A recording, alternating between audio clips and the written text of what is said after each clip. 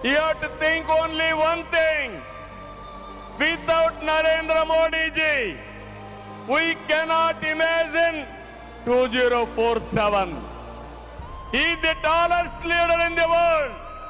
If we go to any country, everybody is respecting. That is the pride he brought for the nation. Hands off to him. ఏం చెప్పాలో నాకైతే అర్థం కాలే. యశోద బేన్ ఆయన భార్య ఉంది. నేను ఆ మాట అంటే మీరు ఎక్కడ మీ తలకాయ పెట్టుకుంటారని అడుగుతున్నా. నన్ను లోకేష్ తండ్రి అన్నారు, నేను గర్వపడుతున్నా.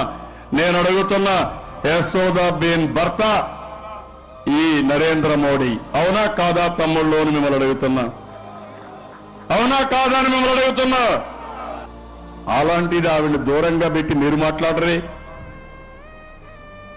విడాకులు కూడా ఇవ్వకుండా మీరు ఇవన్నీ చేశారు. నా వ్యక్తిగత విషయానికి వచ్చారు కాబట్టి నేను చెప్తున్నా. భార్యనే చూసుకునే వాడు దేశాన్ని ఏం చూసుకుంటాడు? కుటుంబాన్ని చూసుకునే వాడు దేశాన్ని ఏం చూసుకుంటానని అడిగారు. మీరు కుటుంబాన్ని చూసుకోలేకుండా ఉంటే మీరు దేశాన్ని ఉద్ధరిస్తామంటే ఎవరు నమ్మతారని మిమ్మల్ని అడుగుతున్నా.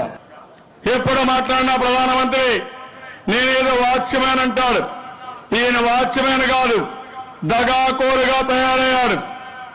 దేశాన్ని భ్రష్టు పట్టిస్తున్నాడు. కాదయా, మీకేం కావాలని? మీరు నరేంద్ర మోడీ గారు చేసిన అన్యాయానికి మీరు ఇక్కడ సమర్థిస్తారా? మీకేమన్నా కొంచెమైనా సిగ్గు ఉందా? మీకు కమిట్మెంట్